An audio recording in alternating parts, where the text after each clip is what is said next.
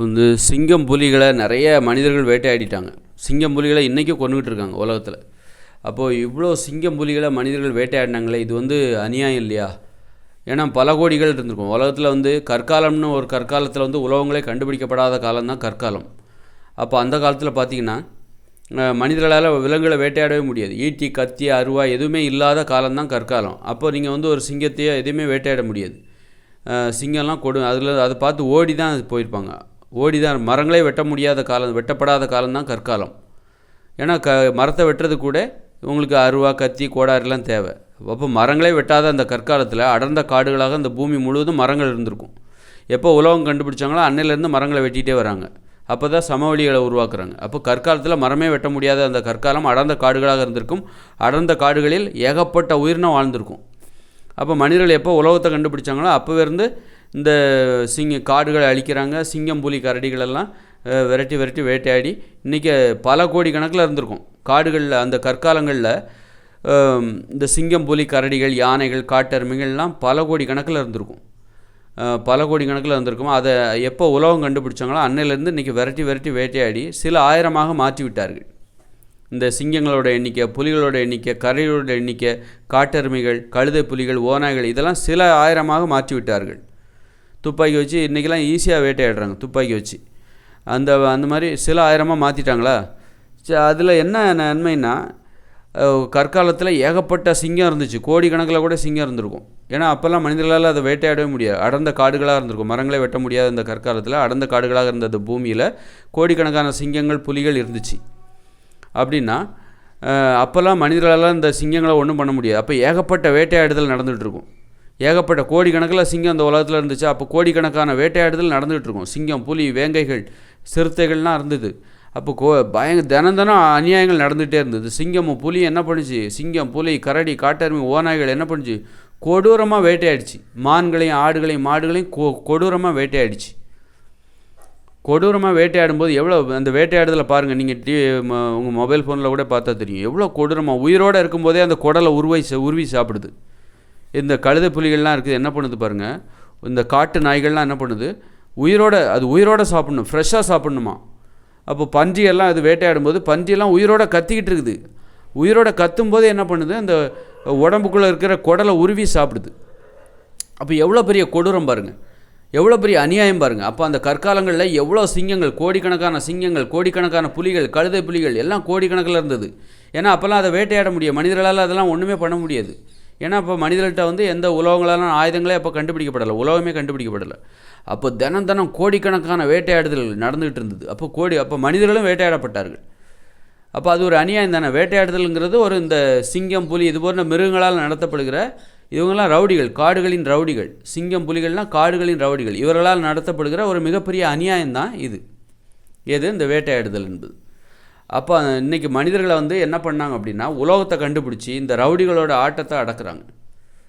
உலோகங்களை கண்டுபிடிச்சி இந்த ரவுடிகள் யார்? இந்த சிங்கம், புலி, ஓநாய்கள், காட்டெருமை, காட்டு நாய்கள், சிறுத்தைகள், வேங்கைகள், முதலைகள் இதை விரட்டி விரட்டி வேட்டையாடுறாங்க. உலோகத்தை கண்டுபிடிச்சி கத்தி, அருவா, ஈட்டி எல்லாம் கண்டுபிடிச்சி விரட்டி விரட்டி வேட்டையாடுறாங்க. வேட்டையாடி அந்த ரவுடிகளோட எண்ணிக்கை குறைக்கிறாங்க. அதெல்லாம் இன்றைக்கி இருந்திருக்கு.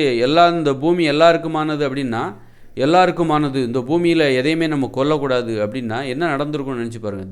தினம் காட்டெருமைகள் கதற வேட்டையாடப்படும். சிங்கத்தையே ஒரு சிங்கம் வந்து ஒரு யானையவே வேட்டையாடுங்க. ஒரு யானையோட முதுகில் ஏறிச்சுன்னா அந்த யானையால் ஒன்றுமே பண்ண முடியாது. முதுகில் ஏறி கடிச்சிக்கிட்டே இருக்கும். வலி தாங்க முடியாமல் அந்த யானை என்ன பண்ணும்? கீழே படுத்துரும். ஒன்றுமே பண்ண முடியாது அந்த யானையால். சிங்கம் என்ன பண்ணி தவ்வி போய் அந்த யானையோட அந்த சின்ன யானை ஏதாவது முதுகில் ஏறிச்சுன்னு வச்சுங்க, அவ்வளோதான். முதுகில் ஏறிடும். அந்த காலை பிடிச்சி கடிக்கும். அப்புறம் பின்புறத்தை கடிச்சிக்கிட்டே இருந்துச்சு அப்படின்னா அந்த வலியில் அவ்வளோதான், விழுந்துடும். அந்த மாதிரி யானையவே வேட்டையாடும். கதற அப்பேற்பட்ட யானையவே கதற கொல்லும். காட்டெருமையை கொல்லும். மிகப்பெரிய அநியாயங்கள், அட்டுழியங்கள், அக்கிரமங்கள் வந்து அந்த கற்காலத்தில் நடந்துகிட்டு இருந்தது. மனிதர்களும் வேட்டையாடப்பட்டார்கள். குழந்தைகள், 5 வயசு குழந்தை, 10 வயசு குழந்தைகளோட கறி தான் அந்த சிங்கத்துக்கு ரொம்ப பிடிக்கும். ஏன்னா சாஃப்டாக இருக்கும். மனித கறி அந்த சாஃப்டாக இருக்கும்ல, அந்த குழந்தைகளை கடித்து சாப்பிட்டு தூக்கிட்டு போயிடும். அப்போ மிகப்பெரிய அநியாயம். அந்த குழந்தை கதற ஐயோ அம்மா அண்ணு கதற அப்போ இருக்கும்போது உயிரோட குடலை பிடிச்சி சாப்பிட்றது அப்படி இப்படின்னு மூஞ்சி கிஞ்செல்லாம் கோரமாயிடும். அப்போ எவ்வளோ பெரிய அதை நினச்சி பாருங்கள் முதல்ல. அப்போ அவ்வளோ பெரிய அநியாயத்தை மனிதர்கள் இன்றைக்கி தடுத்து நிறுத்தி இருக்கிறார்கள். இந்த காடுகள் இந்த காடுகளில் இந்த கோடிக்கணக்காக இருந்த கற்காலங்களில் கோடிக்கணக்கில் இருந்த, அதாவது மரங்களே வெட்டப்படாத அந்த அடர்ந்த காடுகளாக இருந்த அந்த பூமி தான் கற்காலம். அந்த காடுகளில் கோடிக்கணக்கான சிங்கங்கள் இருந்தது. அப்போ எவ்வளோ பெரிய அட்டூழியம் நடந்துகிட்ருக்கும் தினமும். கோடிக்கணக்கான புலிகள், வேங்கைகள், சிறுத்தைகள், எவ்வளோ பெரிய அநியாயம் இந்த உலகத்தில் நடந்துகிட்டு இருக்கும். இந்த பூமியில், இந்த பூமி ஒரு சொர்க்கமாக இல்லை, கற்காலம் நரகமாக இருந்தது. அவ்வளோ தினமும் கதறல் தான். இந்த பூமி முழுதும் எங்கேயும் பார்த்தீங்கன்னா கதறல். அப்போ எவ்வளோ கோடிக்கணக்கான பாம்புகள் இருந்திருக்கும். ஏன்னா அடர்ந்த காடுகளாக இருந்தது இந்த பூமி. மரங்களே வெட்டப்பட முடியாது. மரங்களை வெட்ட முடியும்னே மனிதர்களுக்கு தெரியாது. அடர்ந்த காடுகளாக இருந்த அந்த கற்காலத்தில் பார்த்தீங்கன்னா ஏகப்பட்ட பாம்புகள் இருந்திருக்கும். பாம்புகள், முதலைகள், எங்கே பார்த்தாலும் ஓலம் தான். உயிர்களோட ஓலம் தான். ஒரே சவுண்டு தான். ஐயோ அம்மா, ஐயோ அம்மான்னு அதுக்கு வார்த்தை தான் கொடுக்க முடியாமல் காட்டெருமை மா மா. ஆடு வேட்டையாடும்போது மே மேன்னு வேட்டையாடும். ஐயோ அம்மான்னு மனிதர்கள் என்ன பண்ணுவோம், ஐயோ அம்மா, ஐயோ அம்மா, குடலை உருவுதே, ஐயோ இதயத்தை பிடிச்சி சாப்பிடுதே. இதயம் தான் பிடிக்கும். இதயத்தை யார் சாப்பிட்றதுன்னு இப்போ மனிதர்களை தூக்கிட்டு போயிடுச்சுன்னு வைங்க, இதயத்தை யார் சாப்பிட்றதுன்னு போட்டி. வேட்டையாடுகிற மிருகங்களுக்குள்ளே அந்த போட்டியெலாம் நடக்கும். அந்த இதயத்தை யார் சாப்பிட்றது? கல்லீரல் தான் எனக்கு பிடிக்கும், எனக்கு இதயம் பிடிக்காது. சிறுநீரகம் நீ சாப்பிட்ருக்கியா நீ அப்படின்னு சிங்கம் என்ன பண்ணும், ஒரு 10 சிங்கம் சேர்ந்து காட்டெருமை வேட்டையாடும்போது அல்லது மனிதர்களை வேட்டையாடும்போது கற்காலத்துலலாம் அது என்ன பண்ணு போட்டுனா, சில சிங்கத்துக்கு எனக்கு இதயம் தான் பிடிக்கும், சில சிங்கத்துக்கு கல்லீரல் ரொம்ப பிடிக்கும், சில சிங்கத்துக்கு லெக் பீஸ் தான் பிடிக்கும்.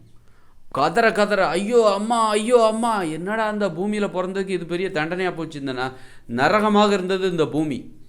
எங்கே பார்த்தாலும் மரண ஓலங்கள். காடுகளின் ரவுடிகளாக அந்த சிங்கங்களும் சிறுத்தைகளும் புலிகளும் இருந்தது. அப்போ தான் மனிதர்கள் உலகங்களை கண்டுபிடிச்சி இந்த ரவுடிகளை வேட்டையாடுறாங்க. நடந்த விஷயத்தை தான் சொல்கிறேன். நடந்த விஷயத்த இப்படி தான் நடந்திருக்கும் அப்படின்னு நான் சொல்கிறேன். சொல்கிறதுக்கு எனக்கு உரிமை இருக்குல்ல, கருத்துரிமை இருக்குல்ல. நான் ஏன் கேமரா பார்த்து பேசணும்னா, தேவையில்லாமல் கேமரா அட்டென்ஷன்லாம் நான் சொல்ல வேண்டிய விஷயத்த சொல்ல முடியல, சுதந்திரமாக சொல்ல முடியாத மாதிரி ரொம்ப தொல்லையாக இருக்கிற மாதிரி இருக்குது. அதனால் நான் இப்படி பார்த்து பேசுகிறேன். அதனால் உண்மை தானே முக்கியம். அதே நேரத்தில் நம்ம முகவரியும் தேவை. யார் இதை சொல்கிறாரு அப்படிங்கிற ஒரு முகத்தையும் பார்க்கணும்ல. வெறுமனே ஆடியோவை கூட போடலாம், அதில் அதிக செலவு கிடையாது. வீடியோவை போடும்போது நிறைய ஸ்டோரேஜ், நிறைய பிரச்சனைலாம் வருது தான். அதனால் இந்த முகவரி ஏற்கனவே ஆடியோ மட்டுமே 4000 வீடியோ போட்டிருக்கேன். புத்தகமாக கூட 2000 பக்கத்துக்கு புத்தகமாக எழுதியிருக்கேன். ஆனால் அதெல்லாம் பதிப்பிக்க முடியல. நான் ரொம்ப எளிமையான ஆள். கூட்டாக வேலை செஞ்சால் அதெல்லாம் பண்ண முடியலாம். நான் ஒரு தனியாக எழுதுனேன், அதனால் என்னால் முடியல. தனிமரம் தோப்பாக முடியல. அதனால் சரி விடுங்க. அப்போது அவ்வளோ ஓலங்கள் நடந்துகிட்டு இருந்தது. எங்கே பார்த்தாலும் அந்த பூமி முழுக்க மரண ஓலங்கள். வா ஊ மா மா. எதுக்கு யாரும் தப்ப முடியாது. சிங்கம் கூட சிங்கத்தையும் வேட்டையாடும். அந்த மாதிரி காலம்தான் கற்காலம். அப்போ மனிதர்கள் உலகங்களை கண்டுபிடிச்சி இந்த சிங்கம், புலி, சிறுத்தைகள், புலிகள், காட்டெருமை எல்லாத்தையும் வேட்டையாடுறாங்க. எதுவும் இந்த சத்தமே இருக்கக்கூடாது. இந்த பூமி அமைதியாக இருக்கணும். மூச்சு விட காட்டக்கூடாது. என்ன ஓன்னு சத்தம், யாரா அது? நீ தான் புலியா? நீ தான் எங்களெல்லாம் கடிச்சு சாப்பிட்டியா? என் பிள்ளையெல்லாம் கடிச்சு சாப்பிட்டியா அப்படின்னு சொல்லி அந்த புலியெல்லாம் வேட்டையாடுறாங்க மனிதர்கள். வேட்டையாடி இன்றைக்கி பார்த்தீங்கன்னா கூண்டில் அடைச்சிட்டாங்க. இதான் இவங்க தான் கூண்டில் அடைச்சிருக்காங்க. அது கூண்டு கிடையாது, சிறைச்சாலை. இவங்க தான் நம்மளை முன்னாடி வேட்டையாடினாங்க. கோடிக்கணக்கில் இருந்தாங்க கற்காலத்தில். இவங்க கோடிக்கணக்கில் இருந்தாங்க. அந்த சிங்கமும் சிறுத்தைகளும் புலிகளும் கோடிக்கணக்கில் இருந்த நம்மளை வேட்டையாடினாங்க. நம்ம பிள்ளைகளை, நம்ம மூதாதையர்களை வேட்டையாடினாங்க. உலகத்தை கண்டுபிடிச்சி இப்போ சமவெளிகள்லாம் நாம் ஏமா உருவாக்கணும்னா இந்த பாம்புகள். இப்போ காடுகளில் வாழ்கிறோன்னு வச்சுக்கோங்களேன், எதையுமே கட்டுப்படுத்த முடியாது. புலி எங்கேருந்து வருதுன்னே சொல்ல முடியாது, நம்மளை பிடிச்சிக்கிட்டு எங்கே போகுதுன்னே சொல்ல முடியாது. அப்போ இந்த காடுகள் தான் இந்த வேட்டையாடுகிற மிருகங்களுக்கு ரொம்ப பாதுகாப்பாக இருந்தது. பாம்புகளுக்கு, முதலைகளுக்கு ரொம்ப பாதுகாப்பாக இருந்தது. அதில் அப்போ காடுகளுக்குள்ளே போய் நீங்கள் ஒரு புலியெல்லாம் ஒன்றுமே பண்ண முடியாது. அதுலேருந்து தப்பிக்க கூட முடியாது.